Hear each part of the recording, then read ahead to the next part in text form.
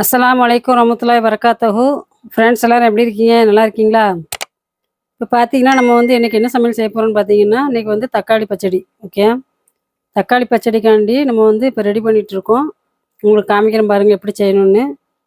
இப்போ பார்த்தீங்கன்னா அதுக்கு தேவையான பொருள் பார்த்துக்கலாம்.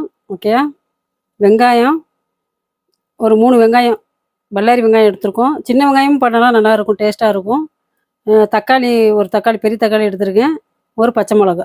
நான் ஒன்றே ஒன்று வச்சுருக்கேன். உங்களுக்கு உரப்பு வேணும்னு நினச்சிங்கன்னா கூட ஒரு பச்சை மிளகா வச்சுக்கலாம். இது மட்டும்தான் தக்காளி பச்சடிக்கு. இது பார்த்திங்கன்னா நம்ம கறி குழம்பு, சிக்கன் குழம்பு அந்த மாதிரி குழம்புகளுக்கு தொட்டுக்கிறதுக்கு சைட் டிஷ்ஷாக நல்லாயிருக்கும். நீங்களும் ட்ரை பண்ணி பாருங்கள், நான் உங்களுக்கு காட்டுறேன். ஓகே, இப்போ பார்த்தீங்கன்னா ஃப்ரெண்ட்ஸ் நம்ம கட் பண்ணியாச்சு. ஓகே, அந்த ஆனியனு, தக்காளி, பச்சை மிளகா எல்லாம் கட் பண்ணிட்டோம். கட் பண்ணிவிட்டு பார்த்தீங்கன்னா நம்ம தாளிக்க தான் செய்யணும். தாளிக்கிறதுக்கு என்னென்ன பொருள்னு பார்ப்போம். ஓகே, இப்போ பார்த்தீங்கன்னா ஆயில் சூடாயிருச்சு. நம்ம கடுகு போட்டுக்கலாம். ஓகே, கடுகு பொரிஞ்சிட்ருக்கு. பொரிஞ்ச பிறகு நம்ம ஆனியன் ஆட் பண்ணணும். ஓகே, கட் பண்ண ஆனியனை சேர்த்துக்கிடுவோம்.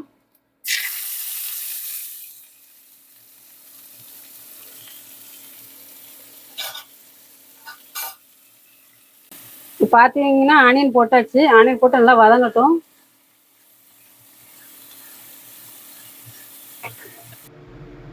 வெங்காயம் நல்லா வதங்கிருச்சு. நம்ம இப்போ தக்காளியும் போட்டாச்சு. ஓகே, நம்ம தேவையான சால்ட்டு கொஞ்சம் சேர்த்துக்கலாம். சால்ட்டு போட்டாச்சு. ஓகே, நம்ம இதிலேயே கொஞ்சம் சிம்மில் வச்சு அப்படி நல்லா வதங்கட்டும். சிம்லேயே வச்சு நல்லா வதங்கட்டும். அடுப்பை லோ ஃப்ளேமில் வச்சுக்கோங்க. ஓகே,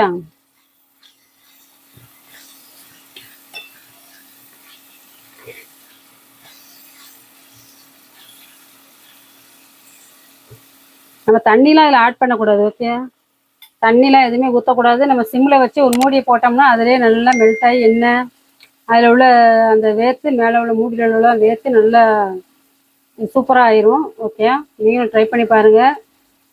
சாதத்தில் அப்படியே பெரட்டி போட்டு சாப்பிட்லாம், நல்லா டேஸ்ட்டாக இருக்கும்.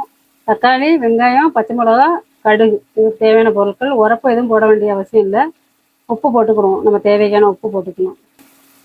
தக்காளி பச்சடி நம்மளுக்கு ரெடியாக போகுது.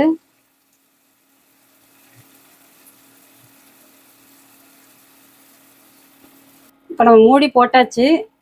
ஓகே, மூடி இப்போ திறந்து பார்ப்போம். இங்கே பாருங்கள், நம்ம தண்ணி எதுவுமே ஊற்றலை. அதுலேயும் நல்லா எண்ணெய் தனியாக பிரிஞ்சு நிற்கி பாருங்க. நல்லா வெந்துருச்சு. தக்காளி, வெங்காயம் எல்லாமே நல்லா மசிஞ்சிருச்சு. பார்த்தீங்களா ஃப்ரெண்ட்ஸ்?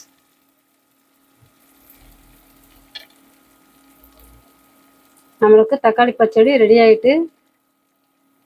நம்ம இப்போ அதை அப்படியே சாதத்துக்கும் பெரட்டி சாப்பிட்லாம், நம்ம சைடிஷாகவும் வச்சு சாப்பிட்லாம். சப்பாத்திக்கெலாம் நல்லா இருக்கும் ஃப்ரெண்ட்ஸ். ஓகே,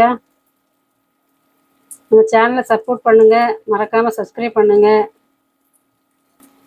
சிம்பிளான மெத்தடில் நம்மளுக்கு தக்காளி பச்சடி ரெடி ஆகிட்டு. இப்போ பார்த்தீங்கன்னா ஃப்ரெண்ட்ஸ் நம்மளுக்கு தக்காளி பச்சடி ரெடி ஆகிட்டு. சுட சுட நம்ம சாதத்தில் போட்டு சாப்பிட்லாம். ஓகே, நீங்களும் ட்ரை பண்ணி பாருங்கள். நம்ம சேனலை சப்போர்ட் பண்ணுங்கள், சப்ஸ்கிரைப் பண்ணுங்கள், கமெண்ட் பண்ணுங்கள். மீண்டும் நாளை சந்திப்போம் அடுத்த வீடியோவில். அஸ்ஸலாமு அலைக்கும் வரமத்துல்லாஹி வரகாத்துஹு.